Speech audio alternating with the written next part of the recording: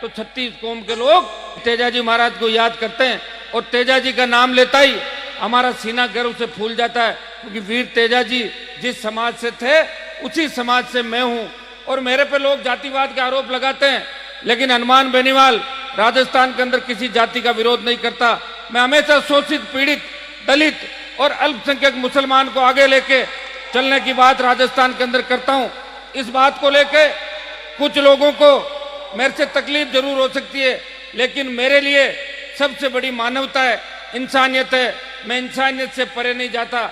मैं राजस्थान के अंदर अन्याय के साथ कभी भी नहीं रहा, चाहे मुझे कितनी ही लड़ाइयां लड़नी पड़ी, कितना ही संघर्ष करना पड़ा। आपको पता है, आज से 20 साल पहले जब मैं विश्वविद्यालय का अध्यक्ष हुआ करता था, तो राजस्थान के किसी भी कोने से किसान का बेटा बेटी वहां आते थे और एडमिशन के लिए बहुत बड़ी दिक्कत राजस्थान विश्वविद्यालय के अंदर होती थी। मैं नागौर जिले से था, तो शेखावाटी अंचल के ज्यादा बच्चे वहां पढ़ते थे और हम कोई 70 लड़के होंगे पूरे नागौर जिले के।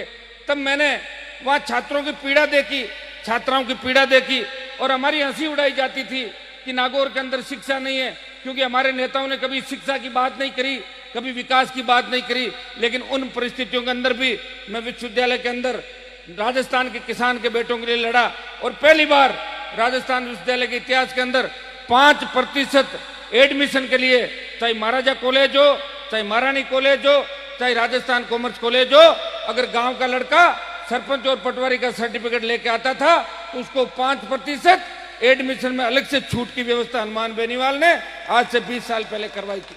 और लोग तो अब आंदोलन की बात करते हैं। मैंने 20 साल पहले जब मैं राजस्थान विश्वविद्यालय का अध्यक्ष था, बहुत बड़ा छात्र आंदोलन राजस्थान के अंदर किया था। जब छात्रों की 16 गुना फीस वृद्धि राजस्थान की सरकार ने कर दी थी और छात्रों के साथ बहुत बड़ा अन्याय उस समय हो रहा था, तब खींवसर के विधायक ने उस समय लड़ाई लड़ी और जयपुर जेल के अंदर गया। मेरे साथ कुछ लड़के थे, हम कुलपति को ज्ञापन देने के लिए गए थे, तो लड़कों ने कुलपति के साथ मारपीट कर दी। उस मामले में मैं भी 17 दिन जेल में रहा और सेंट्रल जेल के अंदर मैंने भूख हड़ताल करी और राजस्थान सरकार के 3 मंत्री जेल में समझौता करने के लिए आज से 20 साल पहले हनुमान बेनीवाल की मांगे मानने के लिए आए थे, और मैंने छात्रों की जीत राजस्थान के अंदर कराई। उसके बाद नागौर के जिला मुख्यालय पे आप देखते हो, मुझे मेरा कोई दल तो है नहीं, मैं तो बिना दल का आदमी हूं, निर्दलीय हूं, और किसी पार्टी में मेरा एडजस्टमेंट भी नहीं बैठता, क्योंकि मैं आला कमान किसी को नहीं मानता। मैं सिर्फ आप लोगों को मानता हूं, जैसा आपका मन होता है वैसी बात मैं कह देता हूं।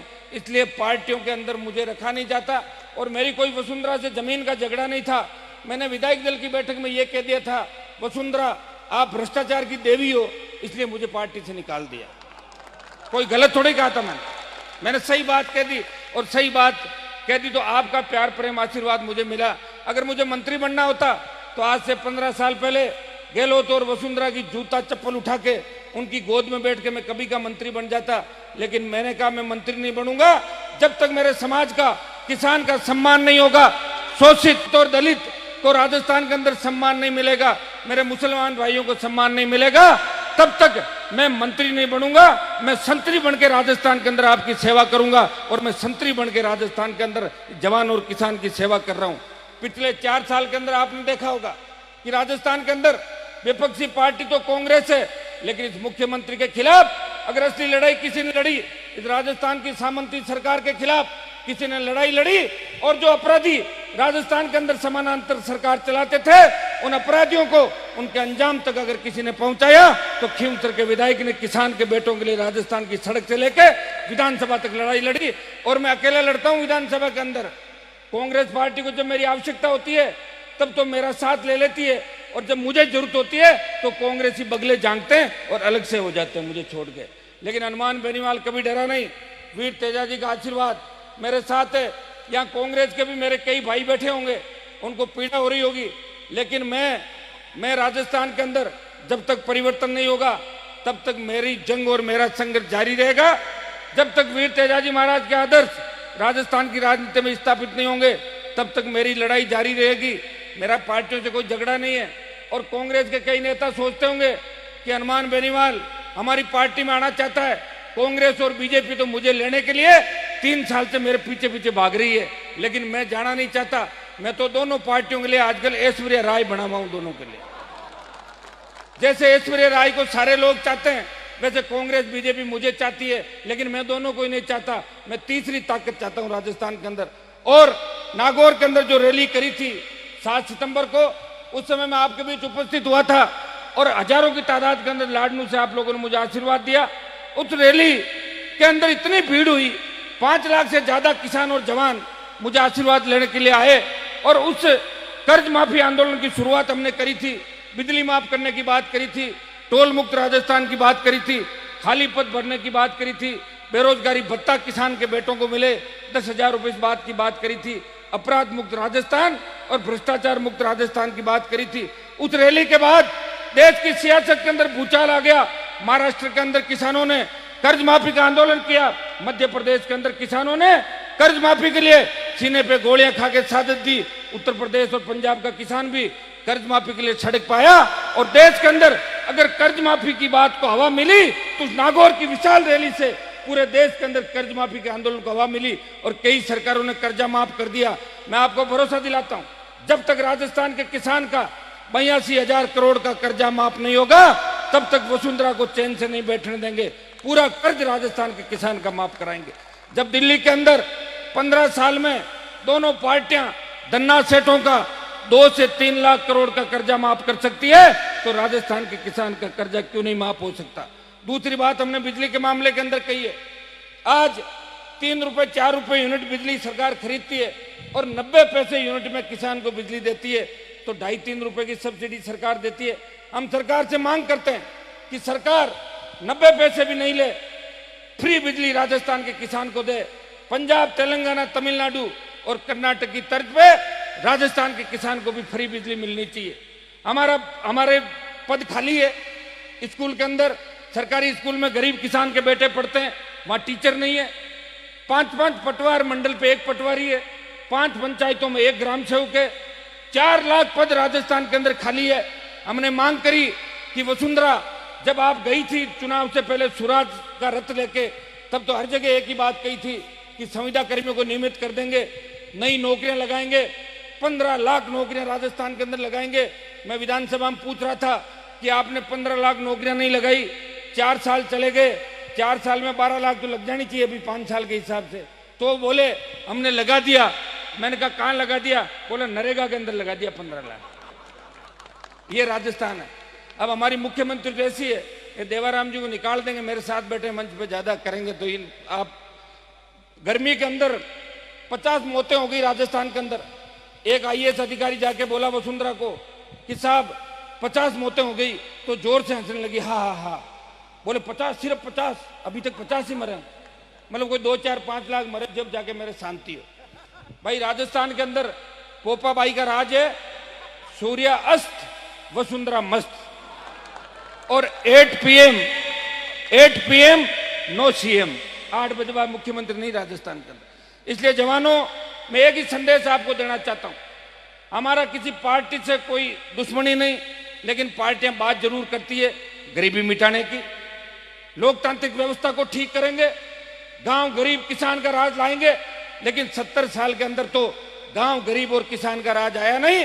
और जिन किसानों से वोट पार्टियां लेती है, उन किसान के बेटों को राजस्थान के अंदर मुख्यमंत्री का मौका भी नहीं मिला। मुख्यमंत्री तो छोड़ो, किसान के असली बेटे तो गृह मंत्री भी राजस्थान के अंदर नहीं बने। हमारा काम तो एक ही रह गया कि पार्टियों के लिए रैलियां करो, इनके लिए दरी पट्टी बिछाओ, और उसके बाद सचिवालय में उन्हीं लोगों के सामने आप हाथ जोड़ के जाकर अपनी अर्जी और प्रार्थना पत्र पेश करो। आज देश की सीमाओं को जब आवश्यकता होती है, देश में जब खतरे के बादल मंडराते हैं, तब किसान के बेटे सीने पे गोली खा के रक्षा करते हैं। 62, 65, 71 की लड़ाइयां या कारगिल की लड़ाई देख लो, सबसे ज्यादा शहादत अगर किसी ने दी तो शेखावटी के बाद नागौर जोधपुर के किसान के बेटों ने शहादत देके भारत माता की रक्षा करी। इतिहास जानता है, आजाद हिंद फौज के अंदर भी हमारे जवान लड़े थे और देश की आजादी के लिए हमारे जवानों ने और हमारी माताओं बहनों ने भी बहुत बड़े जोर और बहुत बड़ी कुर्बानियां इस इतिहास के अंदर दी थी। लेकिन आज राजस्थान ऊपर देख रहा है, जब राम रूठ जाता है तो सरकार किसान राज की तरफ देखता है, और राज क्या देता है? मुआवजा। और मुआवजा भी कैसे देता है? लघु सीमांत किसानों को 1000 रुपए बीघा, 2000 रुपए बीघा, ये सारे नियम कायदे हमें बदलने होंगे, हमें नए नियम लाने होंगे। और इस पुलिस का एक्ट जो अंग्रेजों के टाइम का बना हुआ है, इस पुलिस एक्ट को भी बदलना होगा। आज हालात ये हो गए कि किसान सरकार की ओर देखता है और सरकार किसानों के शोषण के अलावा कुछ नहीं करती। गरीब आदमी थाने तहसील कचहरी के अंदर जाता है तो थानेदार इतना रोब झाड़ता गरीब पे कि मैं 151 में बंद कर दूंगा, भाग जाए यहां से, सुबह आना। ये कौन सा नियम है भाई? पुलिस से तो अपराधी डरने चाहिए, अपराधी तो पुलिस से डरते नहीं। थानों में बैठ के दारू पीते हैं अपराधी, और गरीब आदमी थाने में जाने से डरता है। हम सारा सिस्टम ठीक करना चाहते हैं राजस्थान का, और हनुमान बेनीवाल अकेला सिस्टम ठीक नहीं करना चाहता। मैं सारी जातियों को साथ लेके नए राजस्थान के निर्माण की बात करूंगा। मैं मेरे जाति के विकास की बात जरूर करता हूं, लेकिन राजस्थान में किसी जाति का विरोध नहीं करता। और अपराधी अगर किसी भी जाति का है, बदमाश शाही किसी भी जाति का है, भ्रष्टाचारी वो किसी भी जाति का है, उसका विरोध तो मैं पहले भी करता था और आगे भी करता रहूंगा। अपराधियों की कोई जात नहीं होती। और खियूंतर का विधायक आम आदमी की रक्षा के लिए कटिबद्ध है, और संघर्ष करते करते अगर कोई गोली मेरा सीना भी छलनी कर देगी तो भी मुझे गम नहीं, क्योंकि राजस्थान के अंदर जितना प्यार प्रेम आशीर्वाद राजस्थान के जवान और किसान का मुझे मिला है, मेरे हिसाब से तो दूसरे लोगों को नहीं मिला होगा। दूसरे लोगों को तो रैलियां करने के लिए गाड़ियां भेजनी पड़ती है, और मैं जहाँ चला जाता हूँ राजस्थान का जवान और किसान मुझे आशीर्वाद देने के लिए खुद के साधनों से आता है। भाइयों, हमें परिवर्तन करना है, और परिवर्तन अब सोशल मीडिया का युग है। अब परिवर्तन भी बहुत जल्दी होगा। पहले तो अखबार आते ही नहीं थे गाँव के अंदर। आज मान लो लाडनुमा अखबार आ गया तो तंवरा में कोई 7 दिन बाद पता लगता था उस बात का, या रेडियो पे लोग खबर सुनते थे। अब तो सोशल मीडिया जो चला है और ये मोबाइल, इससे आप देश के किसी भी कोने में जो भी बात हो रही है तुरंत पता लग जाता है। तो हमें इतनी तेजी से राजस्थान के अंदर बदलाव करना है। बाड़मेर के अंदर दिसंबर में बड़ी रैली करूंगा, आपको बाड़मेर भी आना है। उसके बाद बीकानेर में रैली करेंगे, सीकर में करेंगे, और 10 लाख लोग इस राजधानी को घेरेंगे। और वसुंधरा और इनकी सरकार जब तक किसान का कर्जा माफ नहीं करेगी, टोल मुक्त राजस्थान नहीं करेगी, बिजली माफ नहीं करेगी, 10,000 रुपए का बेरोजगारी भत्ता नहीं मिलेगा, अपराधियों का अंत नहीं होगा और भ्रष्टाचार का खात्मा नहीं होगा, तब तक वहां से हिलेंगे नहीं। हम वहीं बैठ जाएंगे और वसुंधरा सरकार के घुटने टिका के, इस भारतीय जनता पार्टी के घुटने टिका के किसान की जय जयकार कराएंगे। मुझे लड़ने का शौक है और मैं लड़ता हूं। कई नेताओं को मुझसे तकलीफ है क्योंकि उनकी दुकानें नागौर जिले में मैंने बंद कर दी। कोई दुकान खोल ली, कोई बॉम्बे चला गया, कोई दूसरा काम करने लग गया। तो मैंने कहा भाई आप लड़ तो सकते नहीं हो। एक मुझे नेता कह रहा था कि आप मुझे बताओ आपके इतने नारे क्यों लगते हैं, आपके लिए इतने ताली क्यों बजती है। तो मैंने कहा आप अपने आला कमान के थप्पड़ मार दो, आपके लिए भी बच जाएगी। मैंने तो मेरे आला कमान का इलाज किया था, इसलिए लोग मुझे पसंद करते हैं। परोसी हुई थाली को ठोकर मार के मैं आपकी सेवा के लिए निकला हूं। और मेरे घर पे कोई भी व्यक्ति अगर आ जाता है तो मैं हजारों गवाह के रूप में आपको लोग कह देंगे कि हनुमान बेनीवाल जाति पूछ के किसी का काम नहीं करता। टेलीफोन उठाता हूं और प्रयास करता हूं वसुंधरा की छाती पे 4 साल से इस सामंती सरकार की छाती पे अकेला मूंग दल रहा हूं। 1 दर्जन मुकदमे सरकार ने मेरे खिलाफ दर्ज कर लिए, लेकिन मुझे गिरफ्तार करने का दम इस वसुंधरा सरकार के अंदर नहीं है। मैंने वसुंधरा को विधानसभा के अंदर कहा था कि अगर आप बोली आप पे भी बहुत मुकदमे हैं। आपके यहाँ का जो मंत्री है डीडवाना का, वो कह रहा था कि आपके मुकदमे तो बहुत ज्यादा है। तो मैंने कहा तुम्हारी महारानी बैठी नहीं, मुझे पकड़ती क्यों नहीं भाई, कह दो इसको गिरफ्तार कर ले। और अगर इससे मैं गिरफ्तार नहीं होता तो मुझे वहां पे बिठा दो और इसको मेरी जगह बिठा दो, मैं 1 घंटे में गिरफ्तार करके अंदर डाल दूंगा। अब आपकी महारानी कमजोर है, हम क्या करें। तो भाइयों, मैं तो आपकी मजबूती के लिए लड़ रहा हूं। और लड़ते लड़ते हरियाणा के अंदर जब जाट आरक्षण आंदोलन चला था, जब हमारे भाइयों के सीने पे गोलियां चली, गुजरों का आंदोलन राजस्थान के अंदर चला, तब मैं बीजेपी में था। जब गुजरों पे गोलियां चली तब भी हमने भारतीय जनता पार्टी के खिलाफ बगावत करी कि किसान के बेटों पे सरकार गोलियां बरसाना बंद करे, गुजरों को आरक्षण दे। और हरियाणा में जब गोलियां चली तो मैं हरियाणा भी गया और राजस्थान के अंदर 200 जगह कार्यक्रम प्रदर्शन कराए। और हमने दिल्ली की सरकार को चेताया कि हरियाणा के भाई अकेले नहीं है, राजस्थान, दिल्ली और उत्तर प्रदेश के लोगों ने जिस तरह मोदी को सत्तासीन किया है वो सत्ता से हटा भी देंगे। इनको अकेला नहीं समझे हिंदुस्तान की सरकार। और उत्तर प्रदेश भी चुनाव प्रचार के अंदर गया था लोक दल का प्रचार करने के लिए, क्योंकि किसानों की पुरानी पार्टी थी, मेरी कोई पार्टी नहीं है। मेरा तो जिधर मन होता है उधर प्रचार करने चला जाता हूं मैं, समझ गए आप। जो तीसरी बात करें। और मैं आपको भरोसा दिलाता हूं 2018 के अंदर नए रूप में आपके बीच आएंगे, और अगर लाडनू में जागृति पूरी आ गई तो समझ लो कि 120 सीट अपनी आ गई। लाडनू में आ जाएगी क्या जागृति? पक्की बात है। तो लाडनू में आप ये पुरानी जो है ना, इसको छोड़ो आप, इस मामले को पुराना। और मैं बुजुर्गों से अपील करूंगा, मेरे बुढ़े बुजुर्गों से, कि आपके कहने से 70 साल ये राजस्थान और नागौर चला, कोई परिवर्तन नहीं हुआ। आजादी के 70 साल बाद जवान रोजगार के लिए फांसी के फंदे पर लटक जाता है, या पुलिस की गोली का शिकार हो जाता है, या हिरासत के अंदर मौत होती है, या जवान का इनकाउंटर हो जाता है। बेरोजगार से तंग आके युवा हाथ में बंदूक उठा के वो अपराध की दुनिया के अंदर जा रहा है। और 70 साल बाद किसान बेरोजगारी और स्वाभिमान के खातिर वो अपने परिवार की ई लीला समाप्त कर रहा है, वो आत्महत्या कर रहा है। हमें ऐसा राजस्थान नहीं चाहिए। हमें ऐसा राजस्थान चाहिए जहाँ किसान खेतों पर कुठाराघात नहीं हो, जवान को रोजगार के साधन मिले, किसान का सत्ता के अंदर किसान की भागीदारी सुनिश्चित हो। ऐसी व्यवस्था करने के लिए हमें जोरदार तरीके से पूरे राजस्थान के अंदर संघर्ष करना होगा। या तो आप एक रोटी है आप लोगों के पास, एक बार तो कांग्रेस और एक बार भारतीय जनता पार्टी, एक बार कांग्रेस एक बार भारतीय जनता पार्टी। मैं बता दूं आपको, इस बार जो नागौर के अंदर मोदी का तूफान चला, और मोदी ने कोई लाडनू में मीटिंग नहीं की बीजेपी के लिए, खींवसर में की थी। और खींवसर के जवानों ने मोदी के मंच पे चढ़ के उसके माइक पकड़ के और मेरे नारे लगाए उसके सामने, तब जाके पता लगा मजबूती कितनी है ना। और भारतीय जनता पार्टी और कांग्रेस दोनों की जमानत जब्त हुई थी। ऐसी स्थिति हम नागौर के अंदर चाहते हैं। एक बात आपको बता दूं कि लोग मेरे पर जातिवाद का आरोप लगाते होंगे, लेकिन मैं सारी जातियों के लिए लड़ता हूं। पिछले 10 साल का विधानसभा का मेरा आप उठा के देख लें सारा, कि राजस्थान के प्रत्येक कोने के लिए लड़ा, शेड्यूल ट्राइब के लिए लड़ा, शेड्यूल कास्ट के लिए लड़ा। ये कालू जी इस बात के गवाह है। अब की बार जब बजट सत्र चला था तो नीम का थाना के अंदर एक मेघवाड़ परिवार ने कर्जे से तंग आके आत्महत्या कर ली थी। मैंने राजस्थान की विधानसभा को ठप किया, रोका, और मुझे मार्शलों ने बाहर निकाला, लेकिन राजस्थान की सरकार को वहां भेजा, उस दलित किसान का कर्जा माफ कराया और उसकी आर्थिक मदद राजस्थान की सरकार से कराई।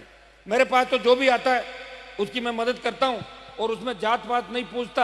अब कई लोगों को इस बात से तकलीफ है कि हनुमान अपनी जाति की बात करता है, तो मैं आपको बता दूं, जो अपनी जाति का नहीं हुआ वो किसी दूसरे का नहीं है। मैं मेरी जाति को आगे बढ़ाने की बात जरूर करता हूं, लेकिन किसी जाति का विरोध राजस्थान में नहीं करता। सबको साथ लेके नए राजस्थान का निर्माण करेंगे और मिशन 2018 पूरा करेंगे। मुझे आपके बीच आके आज अच्छा लगा, और मैं देवाराम जी, लियाकत साहब को एक विशेष बात कहूंगा कि लाडनू इलाके के अंदर भी बहुत बड़ी समस्याएं। अभी समर्थन मूल्य पे जो खरीद है वो आपने देखी होगी कि मंडियों में खरीद तो हो रही है, लेकिन किसान का माल रिजेक्ट करके वापस भेज दिया जाता है। एक दिन मैं तो छोटा सा टेलर दे के आया था नागौर मंडी में, सुन लिया था ना आपने, तो वो चालू भी हो गया और कुछ और चालू करवा देंगे। तो आपको भी यहाँ पे किसानों की समस्याओं के लिए, जवानों की समस्याओं के लिए सड़क पे बैठना होगा। सड़क पे बैठे हुए कोई नहीं मानेगा। और देवाराम जी, जिसके पीछे जनता होती है पार्टियां उसको अपना आप पूछती है, और जिसके पीछे जनता नहीं होती वो पार्टियों में भी बैठे हुए उनको कोई नहीं पूछता। इसलिए जनता के लिए हमें लड़ना है, और जो जनता के लिए लड़ेगा वो लोकतंत्र के अंदर आगे बढ़ेगा, और उसको तेजाजी महाराज का आशीर्वाद भी मिलेगा। आप सबने मुझे आमंत्रित किया, अच्छा लगा। और मैं जवानों को विशेष रूप से मैं आपको भरोसा दिला के जा रहा हूं कि जितने भी संविदा कर्मी हैं उनको नियमित करने के जो मामले चल रहे हैं, चाहे एनआरएचएम के हो, विद्यार्थी मित्र हो, पैरा टीचर प्रबोधक या उर्दू के टीचर हो, इनके लिए मैंने हमेशा लड़ाई लड़ी और भी लड़ाई लड़ेंगे। और किसान के लिए हमेशा मेरा संघर्ष जारी रहा है, और आगे भी राजस्थान के किसान के लिए संघर्ष जारी रहेंगे।